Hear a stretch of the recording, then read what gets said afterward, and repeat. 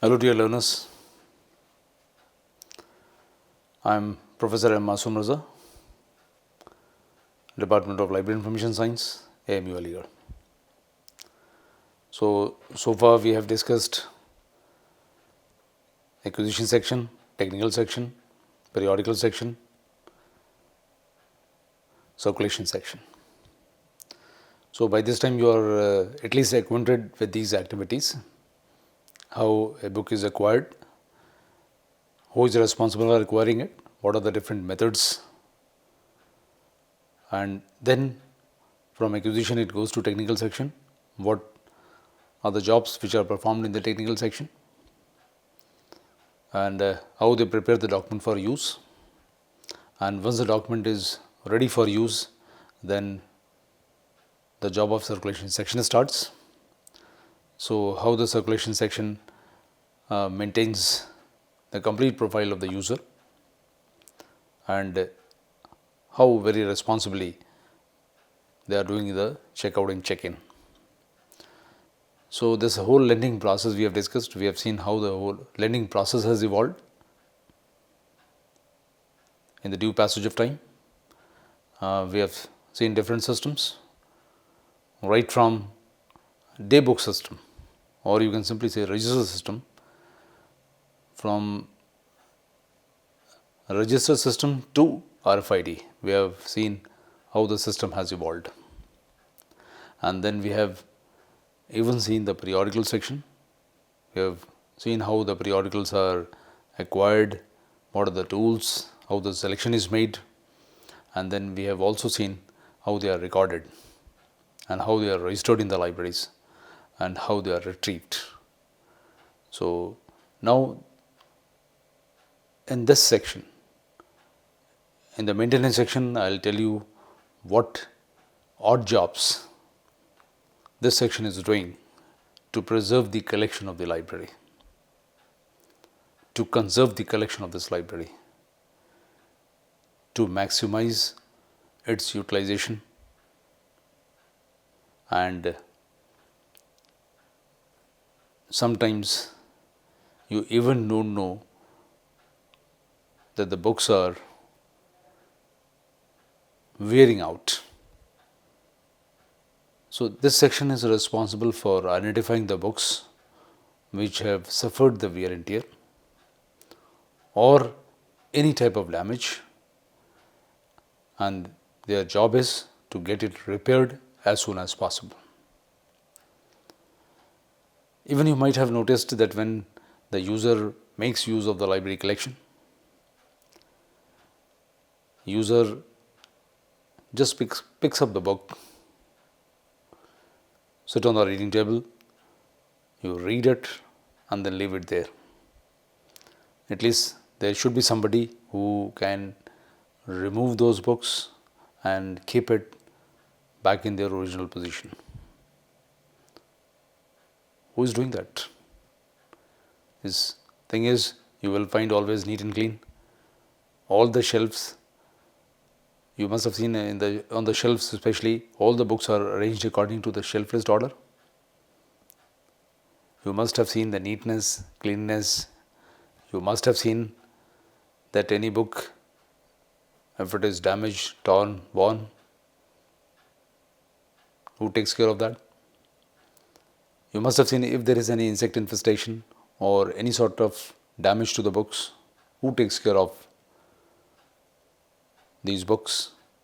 So all this tedious task is done by one section, that is maintenance section. So very briefly I will let you know what are the tasks which are taken up by the maintenance section. So in this very lecture I will try to cover your introduction, then functions of the maintenance section, then various methods of stacking. Stack area is completely monitored, or you can say is completely under the surveillance of maintenance section.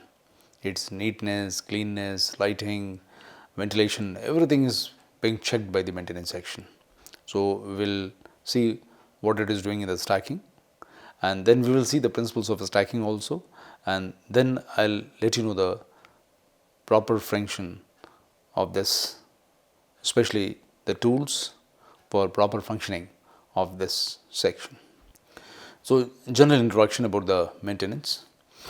This maintenance section of a library plays a crucial role in preserving the library's collection, ensuring organized storage, and facilitating an environment conducive to efficient library operations. This section is responsible for the physical care and upkeep of the library space, its resources, and associated equipments. The maintenance section is also known as physical maintenance or facilities management section. This is an integral part of the library's organizational structure. Its primary focus is on the preservation, organization, and overall upkeep of the library's physical assets. One of the primary functions of the maintenance section is to ensure the preservation of library's collection. This involves implementing measures to protect books, documents, and other materials from environmental factors such as humidity, temperature fluctuations, and pests. The maintenance section is responsible for proper shelving and organization of library materials. This includes arranging books according to a cataloging system, ensuring that items are easily accessible to patrons, and maintaining an orderly or user-friendly environment. This section oversees the general cleanliness and maintenance of the library building. The regular cleaning, repairs, and maintenance of facilities contribute to creating a welcoming and comfortable atmosphere for library users. The maintenance section manages the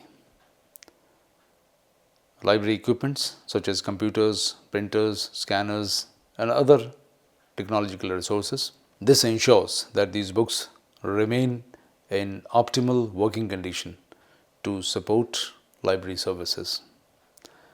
Implementing and maintaining security measures is a key responsibility. This includes surveillance systems, alarm systems, and measures to protect library materials from theft or damage. Safety protocols are also crucial to ensure the well-being of library users and staff. The maintenance section is often involved in assessing and improving the physical infrastructure of the library. This may include renovation, upgrades, or modification to enhance the overall functionality and aesthetics of the space. Let us see the functions of the maintenance section. So, you can see here roughly 14, almost 14 important functions I have highlighted, and you have the colored tabs you can see. The very first and foremost is preservation of library materials. So, maintenance section is responsible for implementing strategies to safeguard the library's collection. That is a primary function of maintenance. In any case, the collection should not spoil, whether it is a textbook, a reference book, rare book, or whatever kind of collection is. They have to save it from all damaging elements, and even they have to go to the extent of human beings, because human beings are also damaging the collection, either by tearing it, wearing it, or maybe sometimes dog earing. You must have seen doing dog earing, or sometimes tearing the pages, sometimes stealing it. So they are responsible for safeguarding the books from any element who is responsible for damaging the book or the collection.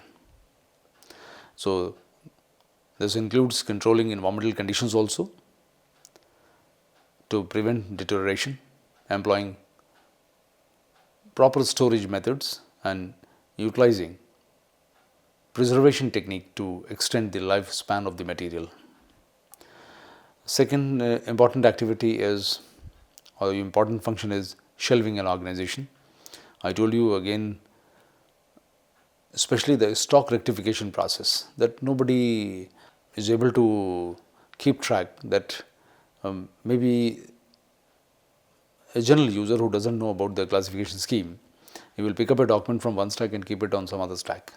So the constant surveillance, or you can say the constant watch, constant vigil of this maintenance section is very necessary to rectify the order. If they are not rectifying the order, in that case what will happen is the book will never be used, because that will be considered as a misplaced document, and once it is misplaced, it is just like a lost document. So the maintenance section will be responsible for rectifying the order and even see the cleanness, even see the other things which damage the books or the collection in general. Third important function is physical space maintenance. So this section oversees the maintenance and cleanliness of the library's physical space. This involves the routine cleaning, repairs, and addressing any structural issues to create a comfortable and inviting atmosphere for the library users. It also functions for the equipment and technological maintenance. Maintenance section that as I told you, it has to ensure that the computers, printers, scanners, and other technological resources are in good working order to provide reliable support to patrons and the staff. So this section is also responsible for security and safety measures. So implementing security measures such as surveillance systems and alarm systems help protect the library's assets. The maintenance section is involved in establishing and maintaining these security features to prevent theft, vandalism, or other security threats. Then one more important function is binding. You must have seen as I told you, immediately if there is any wear and tear or the books are in a bad shape, immediately the document is sent to the binding section. So binding section, this job comes under maintenance section. So immediately what they will do, they have all the paraphernalias which are required to repair a document, and immediately they will take care of the books. They have a conservation and preservation lab, and they will use the technique which can give longer life to any document. So this section can be involved in the binding of the periodicals, journals, or books that require repair or preservation. So sometimes this section also functions for the prepares itself for the emergency preparedness. Developing and implementing emergency preparedness plan is crucial for responding effectively to unexpected events. So this maintenance section establishes protocol for evacuation, fire drills, and other emergency scenarios to ensure the safety of patrons and staff and protect library resources. Then shelf rectification, as I told you, correcting the order, that is also the prime function of the maintenance section. Then stock verification, the periodic verification of the library stock involves checking the physical presence of the item against the catalog records. So this helps identify the missing or misplaced material and ensures the accuracy of the catalog. Then space utilization is another function where efficient space utilization is essential for creating a conducive environment. The maintenance section collaborates with other sections to plan and arrange furniture, study areas, and amenities to optimize the use of available space, promoting a comfortable and functional setting. HVAC system maintenance, where your H stand for heating, V stand for ventilation, and AC stand for air conditioning. So this section is also responsible for maintaining all these three, that is called HVAC system maintenance. So there should be proper heating, proper ventilation, and proper air conditioning system that is crucial for maintaining a controlled environment within the library. This is particularly important for preserving materials that may be sensitive to temperature and humidity fluctuations. Then this section is also responsible for pest control. The maintenance section implements measures to control and prevent pest infestations that could pose a threat to library material. Regular inspections, then utilizing pest control methods contribute to maintaining a pest-free environment, because if there will be the pest infestation, it will spoil your collection. So they have to keep a routine check, and routine inspection is important here, and whenever they find that any type of insect infestation is there, they have to immediately work on it. Then waste management is again important function of this maintenance section. So proper waste management practices are essential for maintaining a clean and hygienic environment. The maintenance section ensures the proper disposal of waste generated within the library and may implement recycling initiatives to promote sustainability. You can see these are the different systems of stacking. So in a library, this maintenance section decides which is the best way for stacking the materials and which can be the best system. So you have so many types of stacks here. You have open stacks, you have closed stacks, you have double rows or on fixed shelves, you have hinged stacks, you have multi-tier stacks, you have bracket stacks, and you have compact storage. So all these are the different options, and they have to place the material as per the chosen method of stacking. And when they are stacking the library material, so the management section is responsible for just seeing the cleanness, just seeing the up-to-dateness, just seeing that everything is in proper order. And these are the different stacking area. So I will not discuss much in detail. I'll just give you a passing reference here.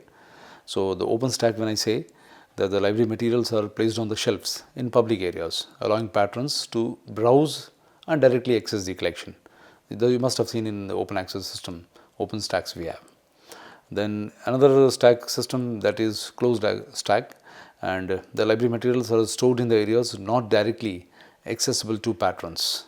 A user must request specific items and the library staff retrieves them for the patron, and this system is common in larger libraries and academic institutions. So this is a closed access kind of thing.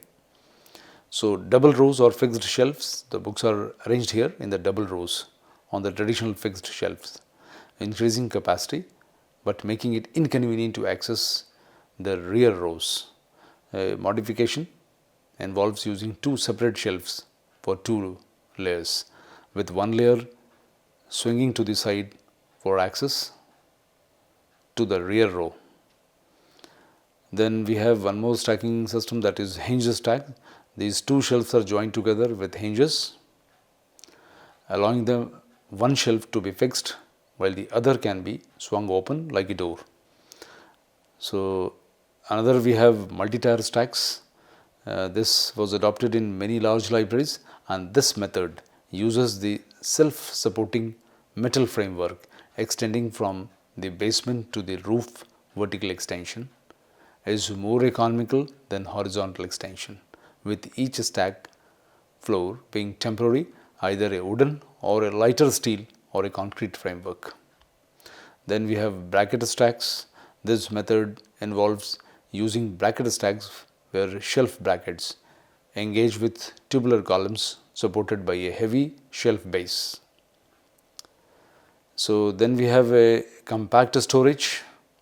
This is a storage method for libraries facing space problem. The text here emphasizes arranging books by sizes to save the space, and mentions that at least 50% of the space used in conventional shelving can be saved. So these are the different methods of stacking. What are the principles of stacking? Means normally there are certain principles whenever you are placing books on the stacks. These principles have to be kept in mind, and at least this, if you keep these principles in mind, that is good for the users also, good for the library also, and it will lead to the longer life of the documents, and number two, maximum utilization of the library material. So, what are these principles? Let me explain one by one. That is, accommodating books of every description. When I say accommodating books of every description means you must have seen the books, they are of different shapes and sizes. So, when the size is different, so you have to think of a shelf, you have to think of a stack which can accommodate books of all description. Means even if it is of a regular length or irregular length and breadth. So, in that case at least anything, any document which is, because of maps, you can, maps or gazetteer or atlas, they can be of abnormal sizes. So, at least we should have the shelves which should be able to accommodate the books of normal sizes or regular sizes or even the irregular sizes. So, at least that is the first priority of the shelving. Number 2, easy access and communication. So, the shelves should be in a position to provide easy access to every volume and facilitate communication with cataloging, reading and delivery areas. And the height of the shelves should not exceed 7 feet to ensure that even the topmost shelves are accessible to individuals of average height. Means it should not be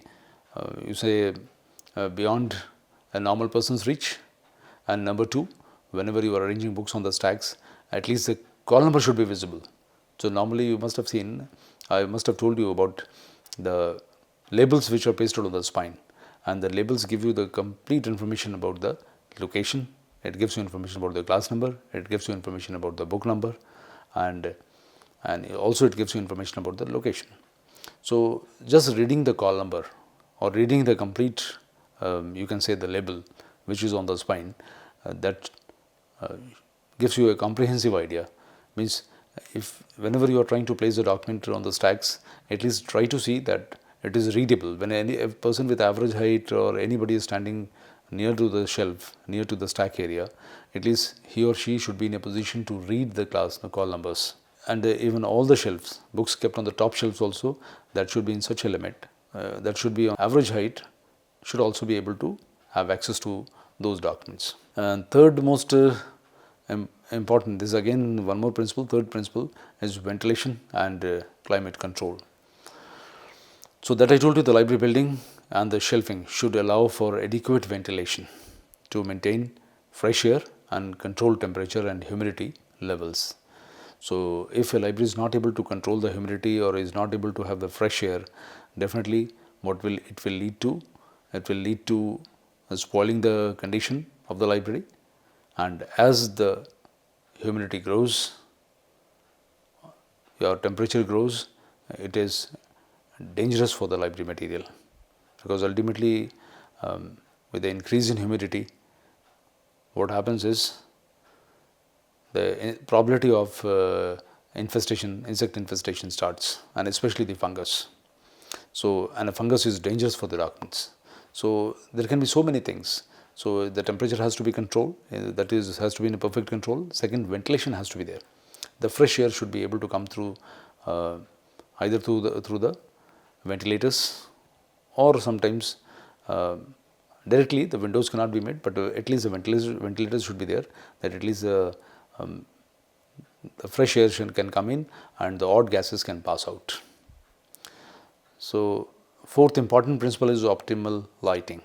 So, lighting arrangement in the stack room should ensure that the book titles are easily readable. That is quite important here, and with the help of natural light, somebody should be able to read the call number, and you should not always require the artificial lights, or because sometimes whenever the electricity is not there, so at least with the help of the natural lighting, and that natural light also should fall obliquely. It should not be the direct sunlight is falling on the books.